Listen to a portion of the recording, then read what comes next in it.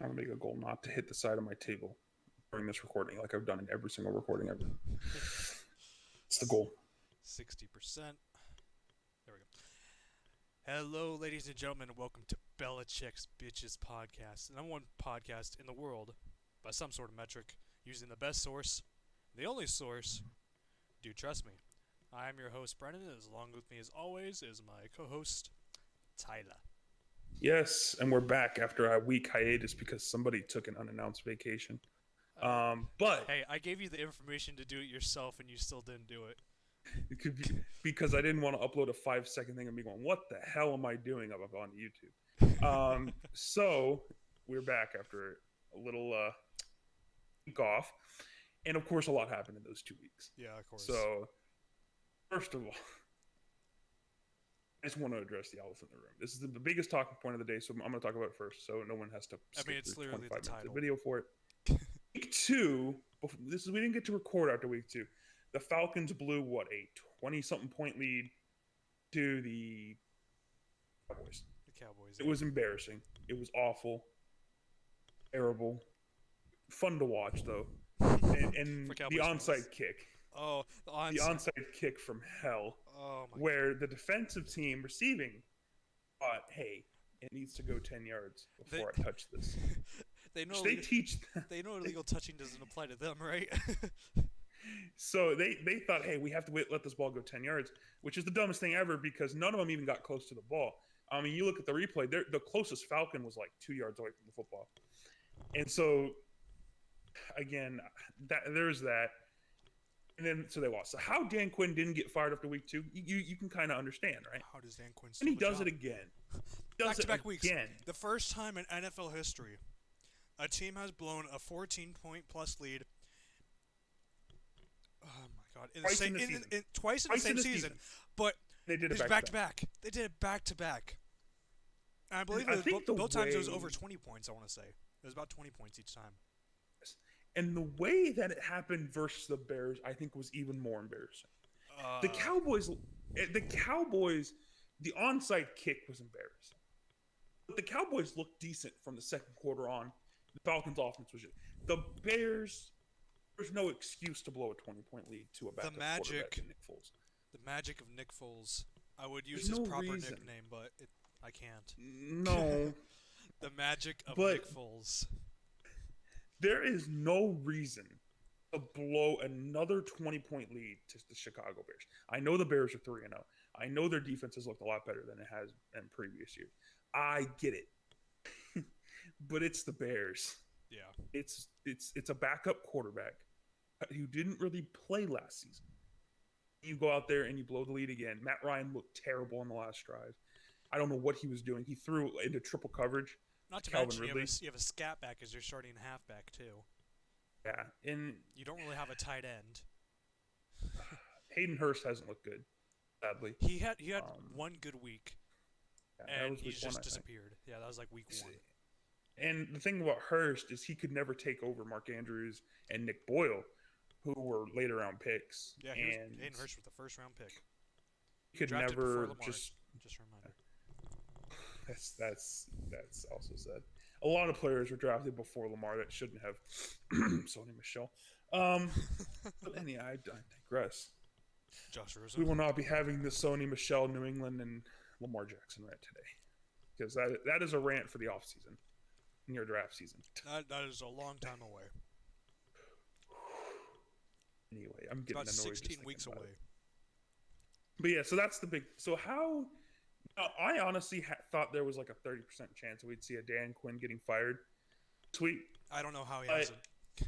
I think the reason he hasn't, and I think it makes sense, firing your coach means you give up on the season. You think the season's over, you've given up on the season.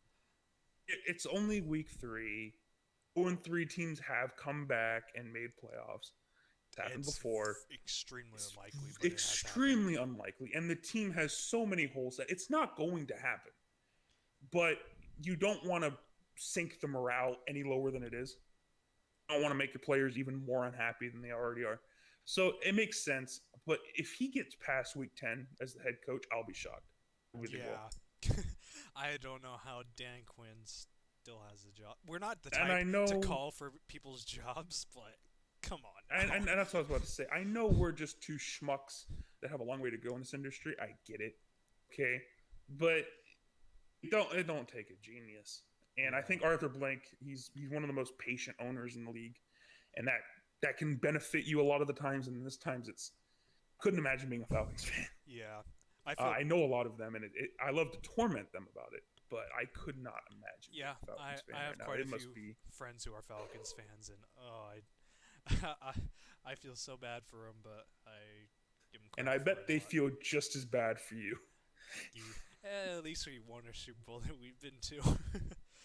That's At least true. we have a Super Bowl victory, At and one least of you them was didn't blow against them. a 25-point Super Bowl lead to Tom Brady. No, But anyway, I'd rather get blown out than oh yeah, fuck them blow a lead.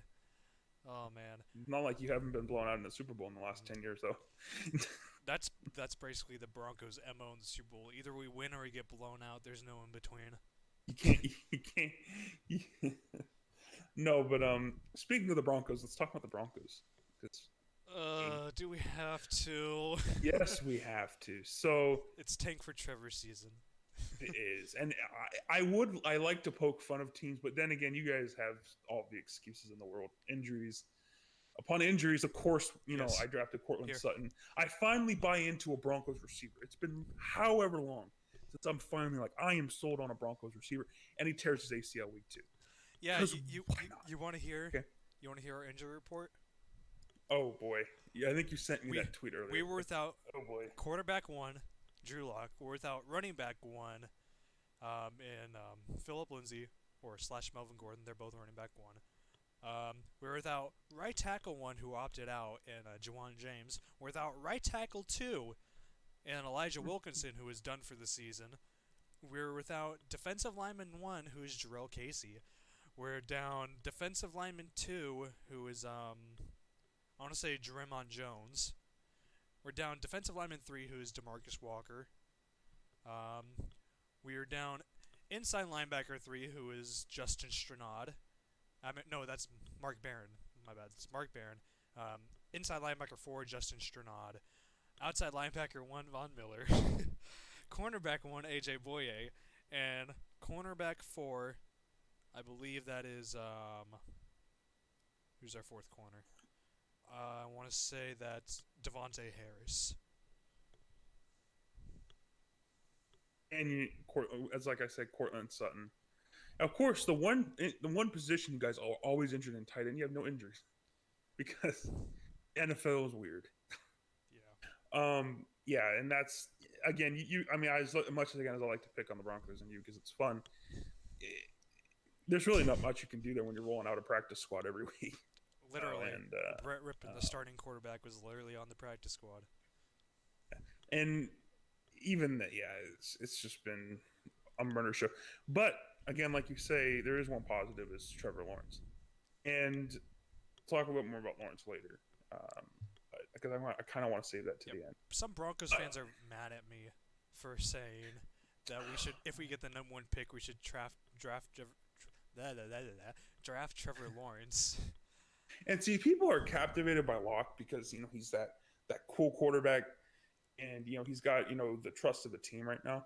But he's not a generational quarterback talent. No.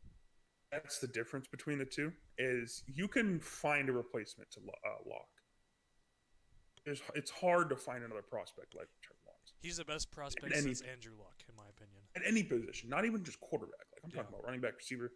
I mean, yeah. So if you we'll have talk number about 1 Trevor Lawrence overall later, and you have question marks at quarterback, you cannot pass up on a generational quarterback talent. It's just unless you're just have shooting yourself in the foot. Unless you have a top 10 or I'll go top 12 quarterback that's under the age of 30. If you don't have one of those, you should be drafting Trevor Lawrence. Yes. Number 1. I don't care if I even think the Eagles, if they somehow end up with pick 1, they should go Trevor Lawrence. I don't care. They should. Just makes too much. But we'll talk more about Lawrence then. Yeah. Let's talk about my Patriots because I actually not doing too bad. So of course we had that heart crushing loss week 2. Hurt, but we shouldn't have been in that game in the first place. And that was Cam's best game, even after week 3. That was Cam's best game. That fourth quarter, great. Didn't really look good this last week. Looked a little shaky. That was the first week, week 3, where he didn't look comfortable in the pocket. I think it was because he was without his center, David Andrews. Andrews they had Tooney a playing great center, center. didn't Yeah, and we had, I think we had, I know we had Elmore at right tackle, who's been actually pretty good. The left guard, I cannot remember his name. He's a rookie, but he not very good. And Tooney was all right at center, but he definitely isn't a center. they? I know It was his all first about career offensive game. line woes. So yeah, so I think once Tooney gets more comfortable, and then once he's able to move back to guard, because Andrew's injury isn't season-ending, thankfully. But we Unlucky. looked pretty good. We beat the Raiders, which I actually had the Raiders winning. No, we didn't know that. Yeah, we didn't the record Raiders have last been. week. I had the Raiders winning week 3. The Raiders have been surprisingly decent these past few weeks.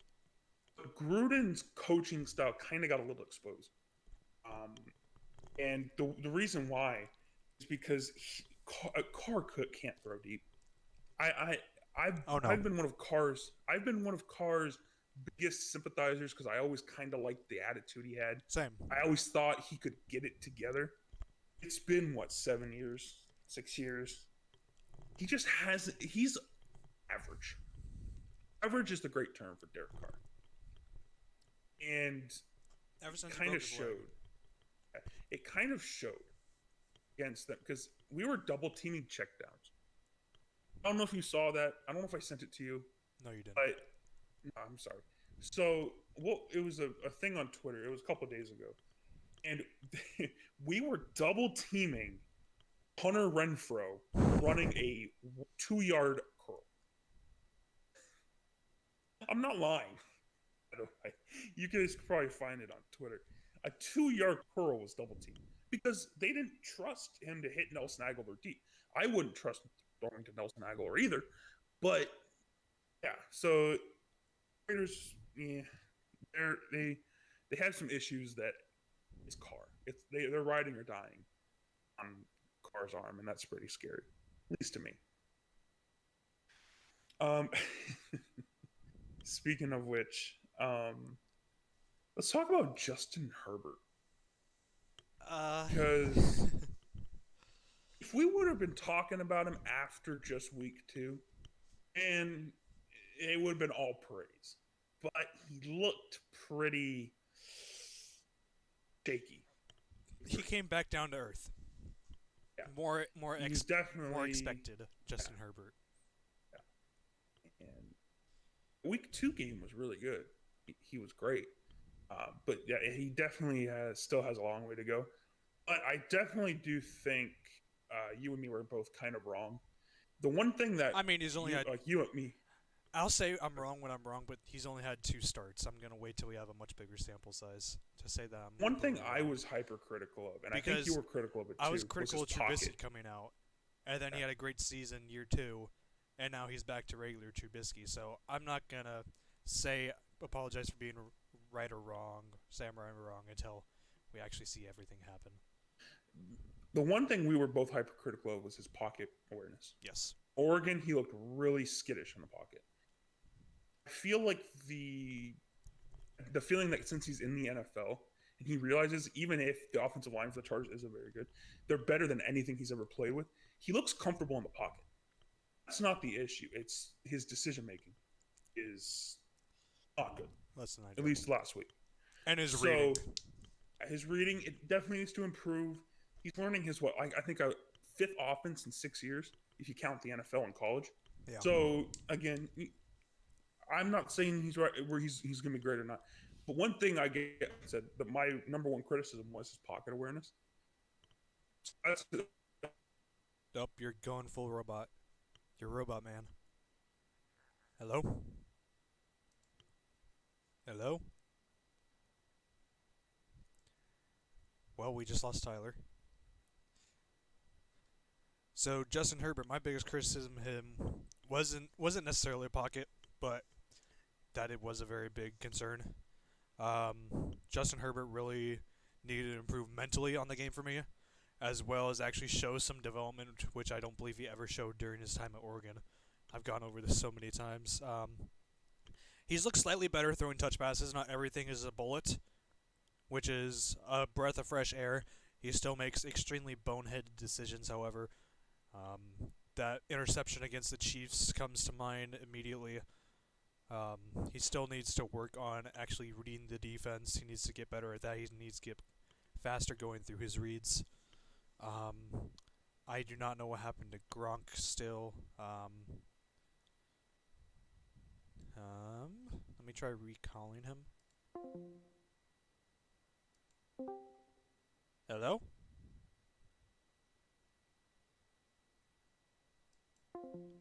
Uh-oh.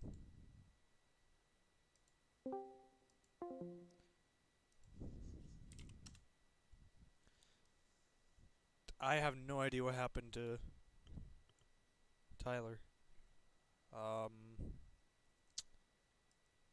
Huh. Alright, I guess this is... Oh, wait. Nope, he's offline. His Wi-Fi might have gone out. He might have lost... That's not good. Okay, no, it says he's back online now. He's typing. Oh, Lord. My internet turned... Yep, that's what I figured.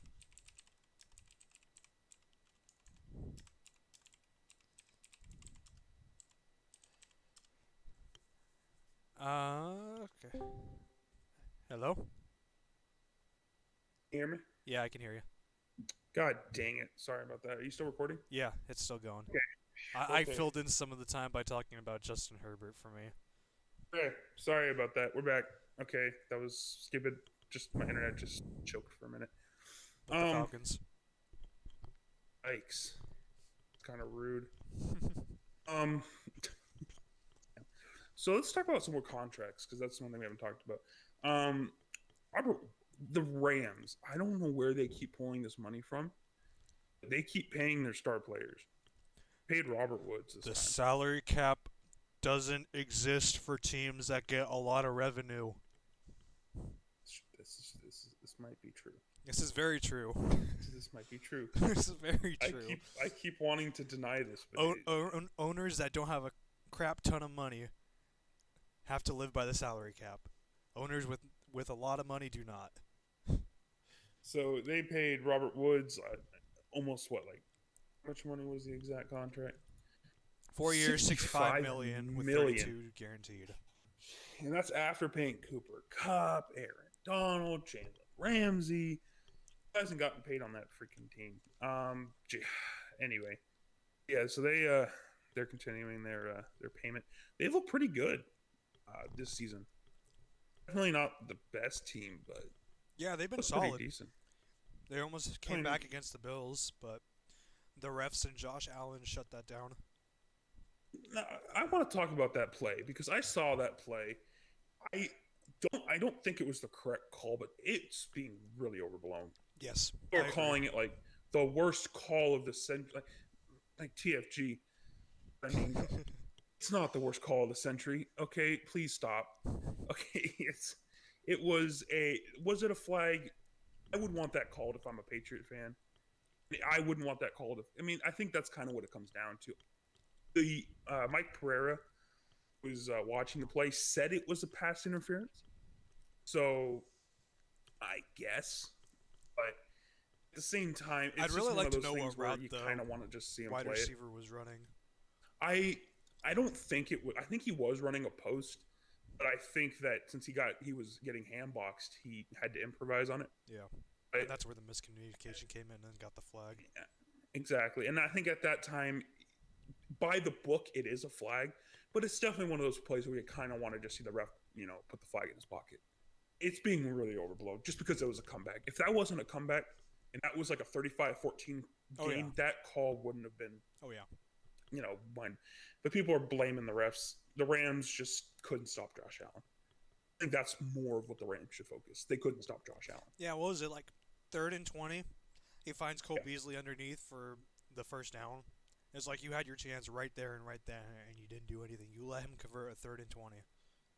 And that's also, I know I'm going 2 years back, but when the NFC Championship call was, that horrible interference call, which led to the year of review, and Saints fans were crying about that. They also conveniently forget when Drew Brees threw into double coverage, Michael Thomas, Yeah. end the game. Again, I always think, yeah, I'll admit I complain about flags too when I watch football games. Everyone does. That's just kind of the crux of the sport. But I'm so sick of seeing the worst call of the decade. Oh my god! This is the worst call. You want to see a really bad call, or just a really bad call? Watch anything, like any freaking other game, you'd see just something just as bad. Yeah, it's not that. So yeah, but I keep seeing that. Josh Allen, these first few weeks, not years, few weeks. I don't want to overreact to 3 weeks because, that's kind of annoying. yeah. But I'm going to overreact a little bit. Allen's kind of looking like a top 10. I know he's done it against some bad teams. I know that's a valid argument. He's looked improved, regardless of talent he's playing against. He's looked really good. And he's finally kind of reaching that potential that he had when he was coming out of Wyoming. And I really do enjoy watching Josh Allen. I know I shouldn't say that as a Patriots fan who has to play him twice a year. The best quarterback in the AFC East. He is, and I really enjoy watching him play. He's really fun to watch. Not fun to play with on Madden, but he's fun to watch.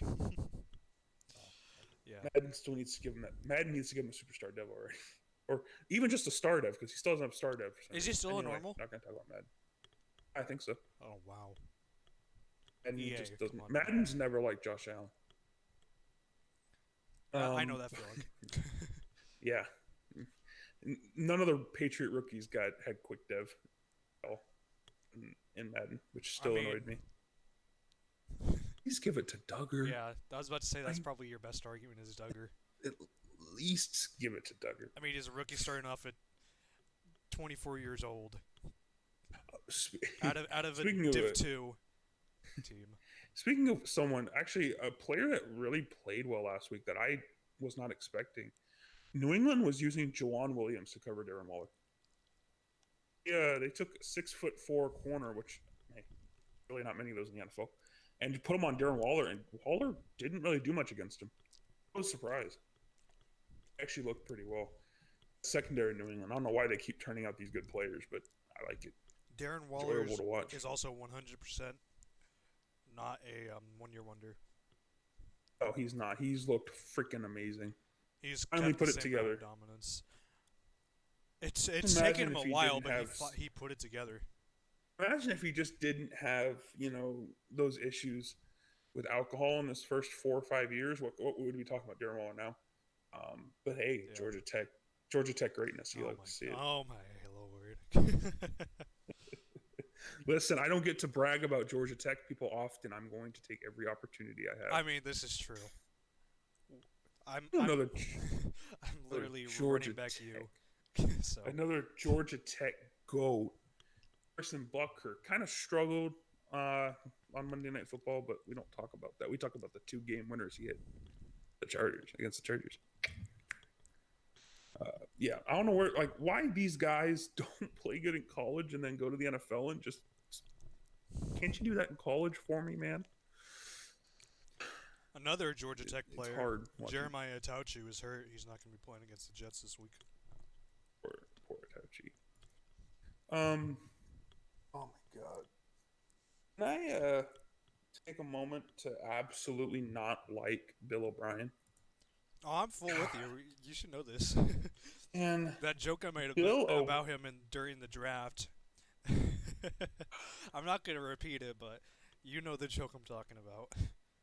And here's my thing about Bill O'Brien. Yeah, people will say, oh, he's only had 1 losing season up until this year. This year, it's looking like he's going towards the second, unless they just, start going off. Unless Sean Watson starts carrying. Every other team in the AFC South has made it to the AFC Championship game in the past 5 years. Colts. And Colts did it a couple years ago. I thought you said. Oh, I thought you said what other team? So every other team. I said the Jags did it, Titans did it, Colts did it. You, with one of the most talented quarterbacks in the league, cannot get past the divisional round. Now, again, Belichick disciples. I like to trust him. I ran out of my Bill O'Brien patience years ago. And I feel bad for Watson. I really do. He signed an extension. We talked about it on the podcast. Yes. I feel so bad for Watson. I really want to see him succeed. I want to see him, eventually win a Super Bowl. I don't know if that's going to ever happen. I want to see it. And I really hope he doesn't turn out to be Stafford 2.0. I really don't. Because that would just be disappointing. We're going to throw Georgia's best NFL quarterback under the bus. Okay. Well, it's not Stafford's fault that he's like that either. It's not. Stafford is an amazing quarterback, and he's been stuck on the Lions. Yep. How he hasn't retired is miraculous to me. I mean, he deserves so much better. Good on him for sticking it out. Don't know why he has, but good on him for it. He definitely knows how to stick in there, take 70, 80 hits a year, and break his back and then still play next season. Man, I feel so bad for Stafford, man. But yeah. So let's talk about the Eagles. That offensive line is atrocious, and Carson Wentz has a turnover problem now. Yeah, he does, and I think with Wentz it's a confidence thing. Yeah. Is he has no confidence right now. But I think the number one issue with Philadelphia is not the injuries, believe it or not. It's not Wentz. Not even the defense, surprisingly enough. It's the coach. Oh, you're going to have to Doug Peterson here. Doug Peterson has been atrocious since winning the Super Bowl. This is true. In my opinion. He hasn't managed the cap very well with his GM. He hasn't put the best product on the field. He hasn't been showcasing Wentz like he should. He hasn't been helping Wentz like he should.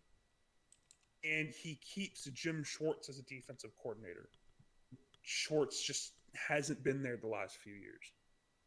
And you put all these things together, his game management is average, not really the best. I think it's more people need to look at Doug Peterson for this issue. People are quick to blame, but put on Wentz. And Wentz deserves some slander because he hasn't been the best. He hasn't been the top 10 quarterback that we have seen before. Dude, Doug Peterson needs to step it up, man. Yeah. Can I just say something about their horrible camp management real quick? Oh, yes, because I saw that. Go ahead. 2021, for the 2021 season, the Philadelphia Eagles cap space is negative $66.5 million. Yikes. And it's not like it's all dead money. No, they only have $500,000 in dead money. That's all contracts on the books. Jesus. That's what you get when you pay Malik Jackson big money. You pay Fletcher Cox big money. Brandon Graham big money. Yeah. Do they pay Barnett? Fletcher Cox is going to get 22.5. Wentz is going to get 35. Alshon Jeffrey 18.5. Ooh. Lane Johnson 18. Yikes.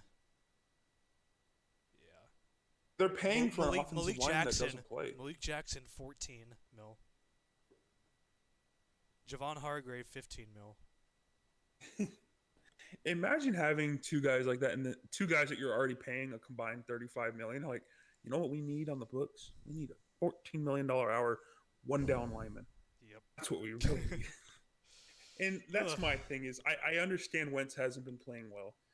And another thing that bugged me, okay, it's overtime versus the Bengals, right?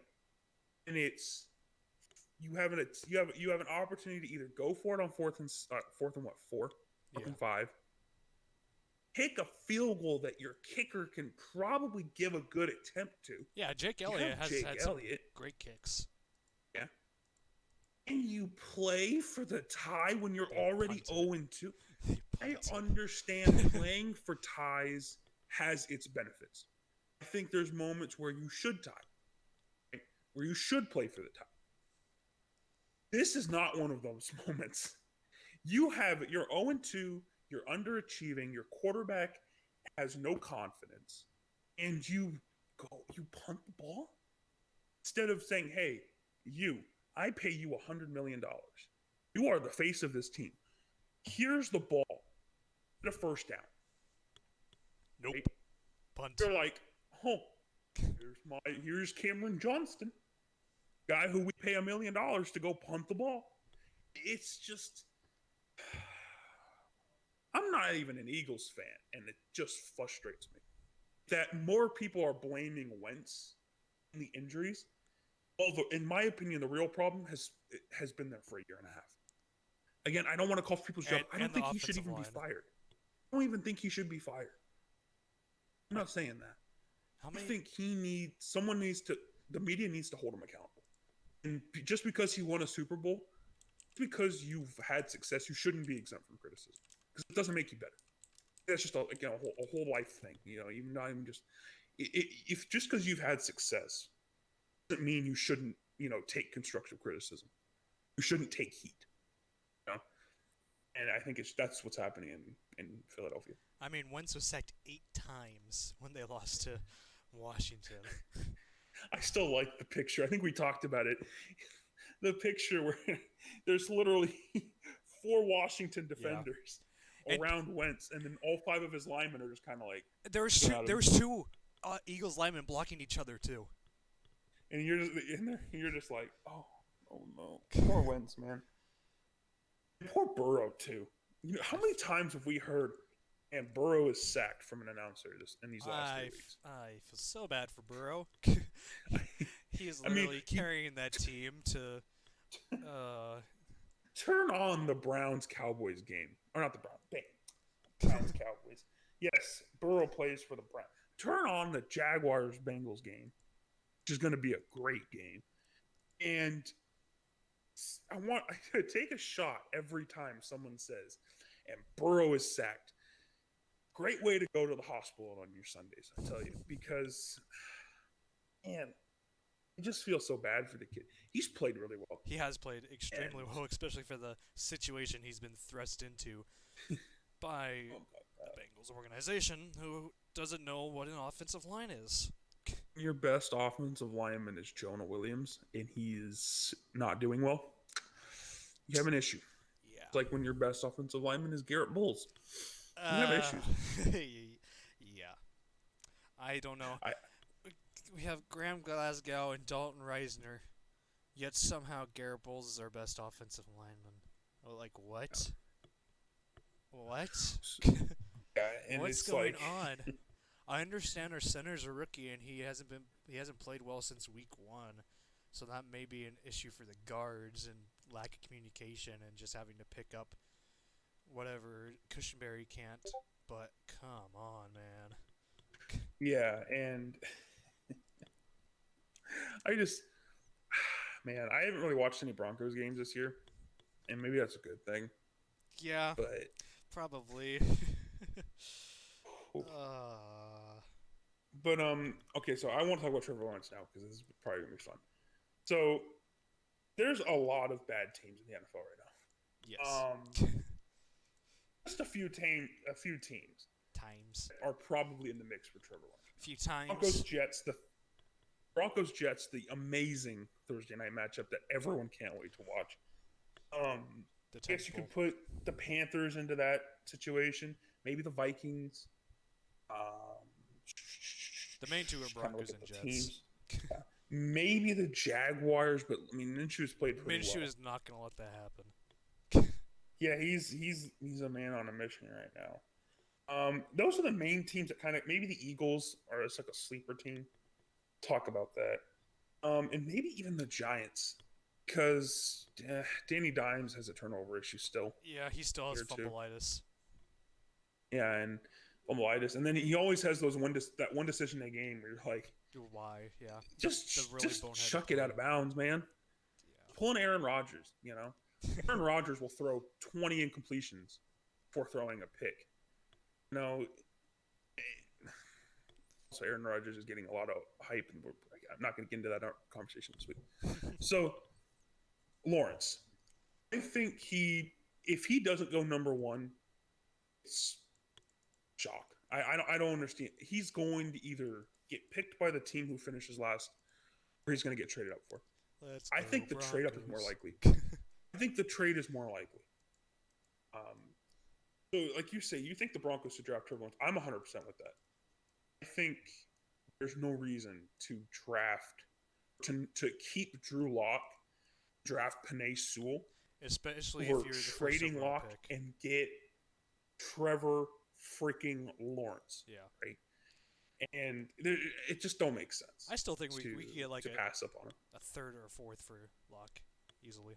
I think. Well, hell, what are the Dolphins? The Dolphins got a second round pick, or the Cardinals got a second round pick for Rosen.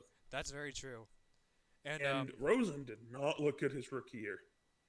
So I think Locke would go for a second round pick, maybe a third if y'all don't negotiate it well. I highly doubt Elway would trade away him without at least getting a second round pick back. Probably. And even if you get a second round pick, that's what you invested in. Yeah. So it's not like you're losing a lot of stock. Which is actually really good in the NFL. If you get a return on investment in a trade, that's usually pretty good. And I think another team that should think about doing this is the Eagles. If they go, and I know I just said it was not Wentz's fault. This may seem like I'm talking out both ends of my mouth. Let me defend myself on this.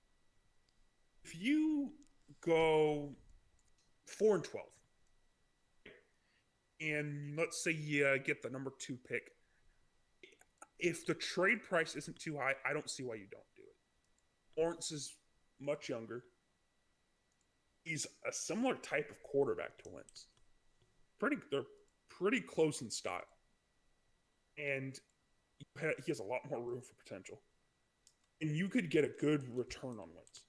I don't know how the salary would work in a trade. I don't know that much about their salary, about his contract. This could be just not worth talking about. But if you're sitting there with possibly the number 1 overall pick, I don't see why you don't do it. I would draft Trevor Lawrence if I was the Eagles at number 1. So if they were to let's say cut Carson Wentz, they would incur $78 million in dead money and only save $59 million in cap savings. Yeah. So the only way they would be able to get rid of Wentz is in a trade where they would be able to negotiate the contract. Yeah. They may not be worth saying. They do not have an out of Wentz's contract until 2023. Interesting. It'll be interesting to see what happens. Maybe I'm wrong, but that's interesting. Hurts didn't really look that good on a couple plays he ran, a couple design runs. I think he fumbled the ball. Yeah, but people think Hurts could be the future. I don't know about that. I don't know about that. Yeah, but I think Lawrence, whoever he gets picked to, no matter who, great person, great leader, but I don't know about great character. I don't know he has what it takes as a quarterback to lead an NFL franchise. Yeah. And another part is it'd have to be a perfect scheme, perfect time. Yeah. Situation, which doesn't happen in the NFL. I mean, the for every Patrick Mahomes and Lamar Jackson, you get 5 portals and this and that. So yeah, I think whoever gets Lawrence, they're getting the best quarterback prospect since Luck. Yes. Hell, the best 100%. Prospect since Luck. And if Lawrence turns out to be a bust in the NFL, everyone was wrong. Everyone. I don't want to hear anything. Oh, well, I didn't really like Lawrence coming out. Don't even give me that. Yeah, if he turns out to be a bust, don't. Stop lying. Don't do that. But We didn't think Luck was going to retire. You either hate Clemson, you hate Trevor Lawrence as a person, or you're lying. Yeah. Because there's no reason. No, Brennan. Really? This is really what we're doing. Have some freaking professionalism, man. I'm not gonna say it, but have some. Annoying. Anyway, I don't know what you're talking don't about. worry about. I don't know what I don't know what Tyler's talking about. You go on a week. He's just pulling stuff out of his. vacation. He's trying to make me look bad. No, I don't know what he's doing. You, I ain't done nothing. You have no proof. There is no video evidence of me doing anything. Anyway, from now on, we're not having any more freaking Google documents open when we're recording. No more. Not having it. So game of the week. Oh boy. There's some freaking barn burners. Yes. We already talked about Denver and New York. The game of the week, the Tank Bowl. Everyone tune in. It's going to be the AAF reimagined for one game only. It's actually funny. I have this person I talked. I'm not going to call him a friend because he's not. Just someone I have to play Madden with, sadly. And he's a Jets fan. He thinks Darnold's a top 10 quarterback. Yeah. Side story. Is it Colin Cowherd? Are you playing Madden with Colin Cowherd? Oh. Sadly. I wish I was because I feel like that'd be more entertaining than him. But anyway, yeah, Darnold top 10 quarterback, not happening. So, my game of the week, because, well, why not? I'm actually going to go with the Bills-Raiders. We kind of talk about both teams today. Josh Allen, going up against the Raiders defense. It'll be I think what it is, it's going to be how close the Bills are or how far away the Bills are from New England. I think right now they're kind of even. But if the Bills kind of do what we did or even more to the Raiders, I think the Bills are clear-cut number one in the AFCs. Yeah. This is also going to be a test for the Raiders' offense because I don't think their defense is ready for the Bills' offense. This is going to be a test to see fully how well can the Raiders keep up with a good offense. How much can they score to stay in the game? Yeah, and it's going to really depend on Carr himself. Yep. Those receivers were running pretty well against New England. And Carr just couldn't deliver him the ball. So, but I think that's going to be my favorite game to watch. I hope I get that. I know I will. I hope. See, I've gotten 3 Patriot games for the first 3 weeks. I highly doubt that'll keep going, considering I live in Mississippi, but it'd be nice. But yeah, there's some barn burners like the 1-2 Saints and the 1-2 Lions. Oh boy, that's going to be exciting. Mr. Breeze, who can't throw more than 5 yards. We didn't talk about that. Breeze cannot throw over 5 yards. Nope. It's physically impossible for his arm. This might be his last season. Do you know who? Do you know? So, I don't know if you know this, but Alvin Kamara, he's top 5 in receiving yards in the league thus far. He is 5th with like 280-something yards. Oh my God. Not a lie. I don't want to ever hear someone say, "Oh, Brady, you mean Chuck down Brady?" I don't want to ever hear it from a Breeze fan. Ever. You mean the Brady to Scotty Miller connection? All right, guys, and with that, thank you for listening in for the podcast this week. We appreciate it. Stop denying the greatness that is Scotty Miller. Anyway.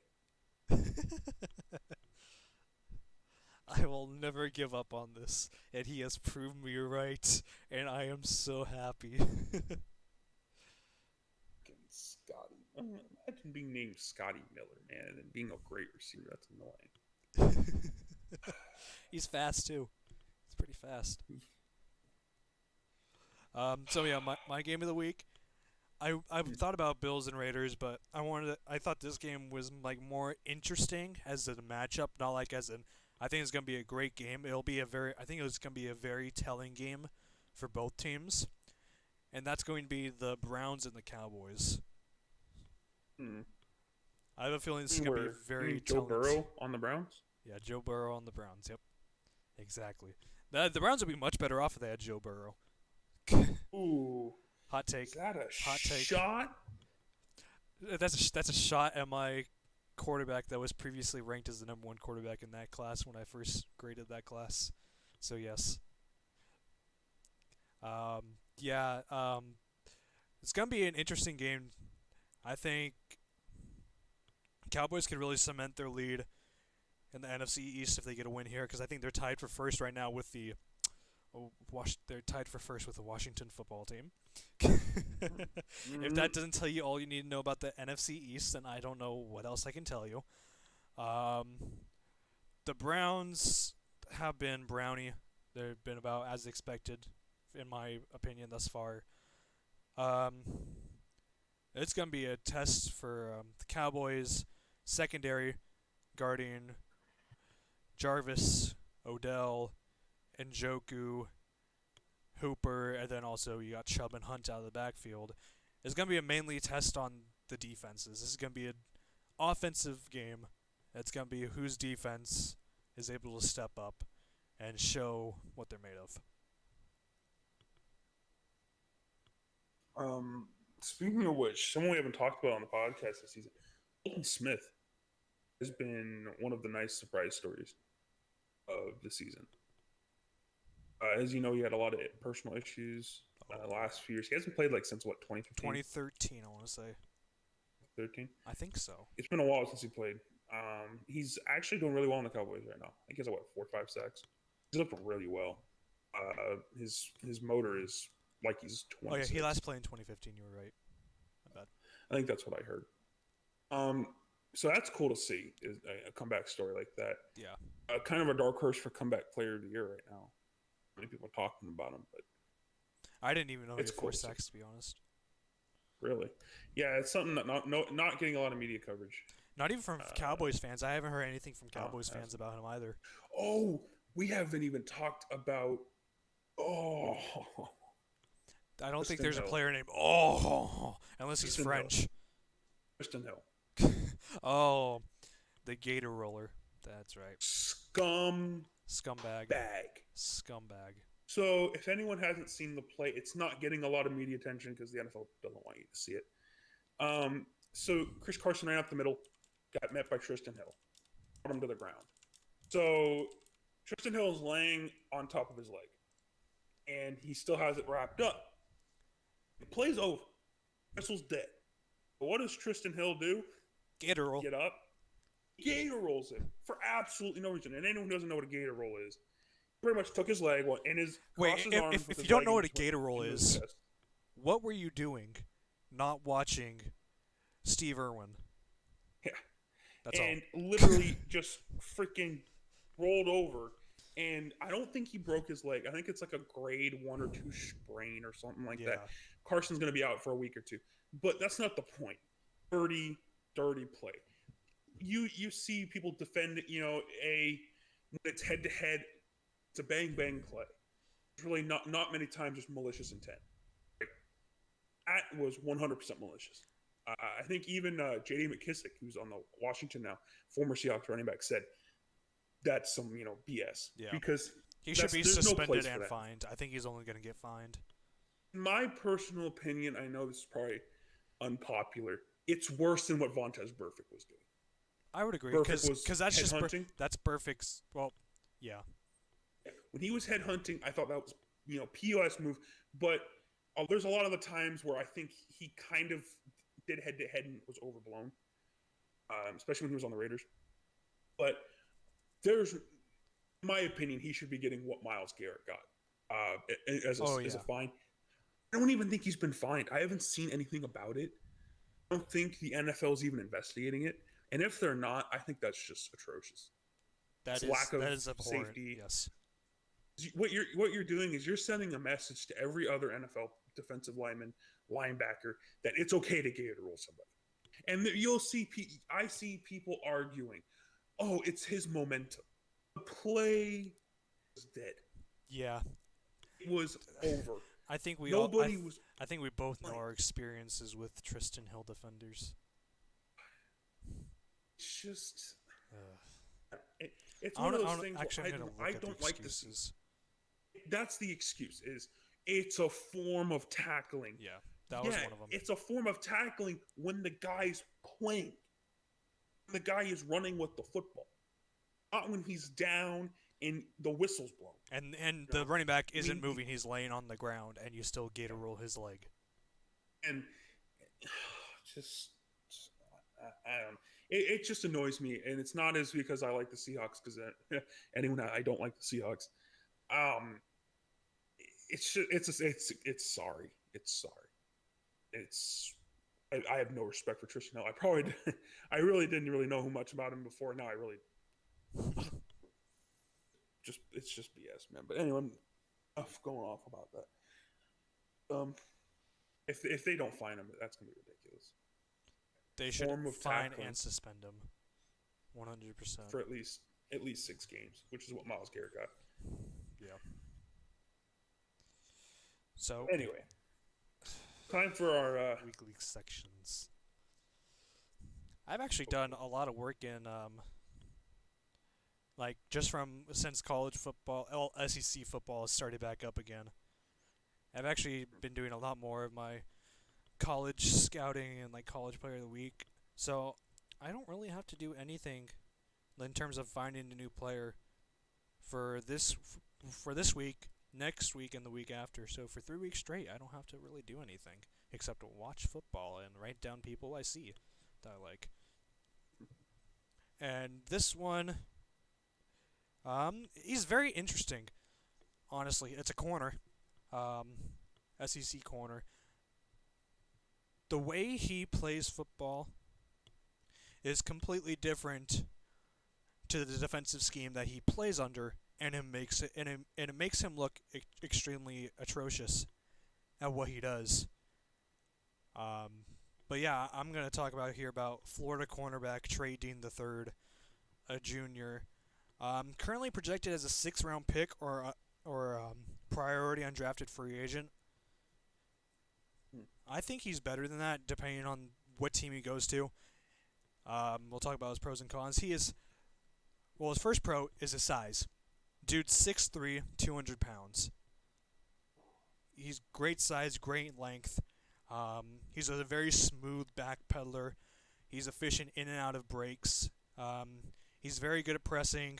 He's at his best when he's guarding the sideline, a receiver one-on-one on the sideline. He's great in zone coverage, especially in cover 3.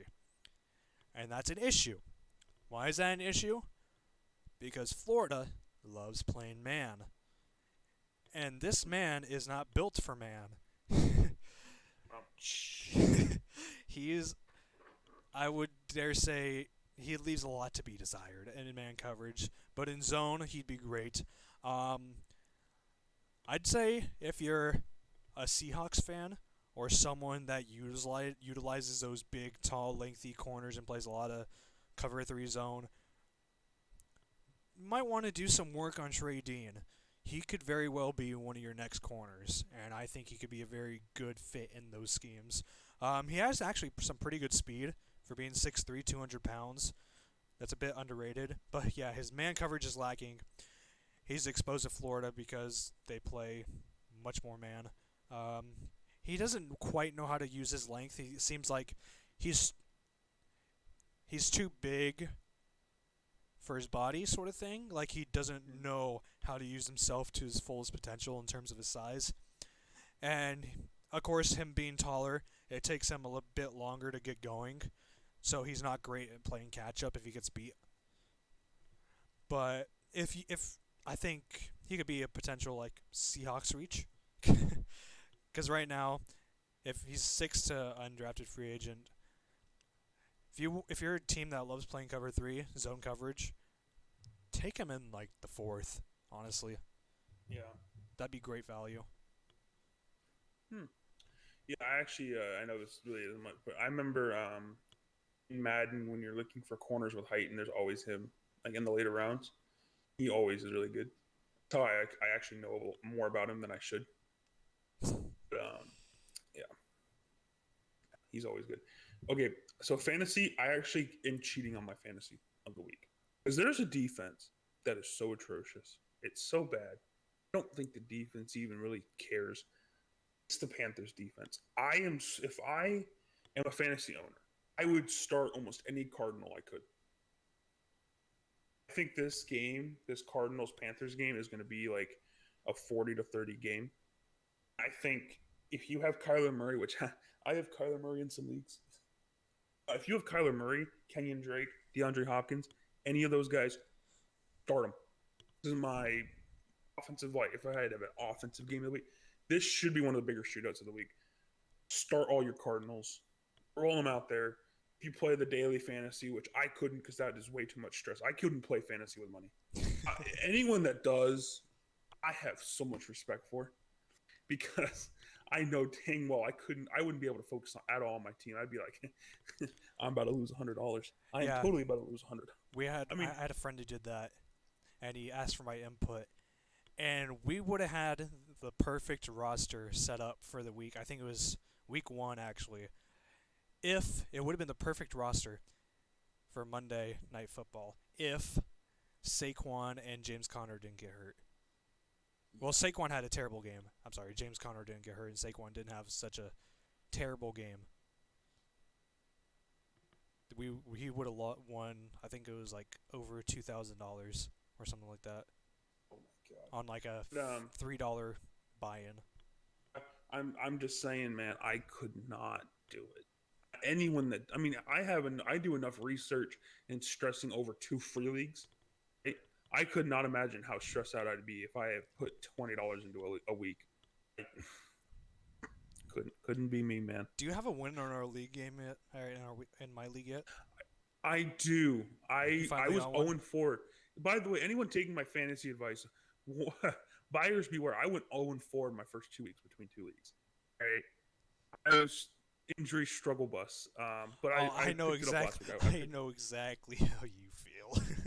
I lost both on the same team. I lost Kittle, Michael Thomas, and a running back. I was hurt. Yeah, I have a waiver wire roster. So I did pick up 2 wins last week. Hell, one of the weeks I think it was in my other league. I put up like 160 points, and my opponent decided, hey, I have 190. You know, it always happens in fantasy. I hated those matches. So if you are taking my fantasy football advice, I apologize because, well, I obviously need to take. Well, John Brown was working out for me until he got hurt against the Rams and didn't get a single catch. That was demoralizing. At least it was right for 1 week. Of course, when you were playing me, because why not? That's my only win this season.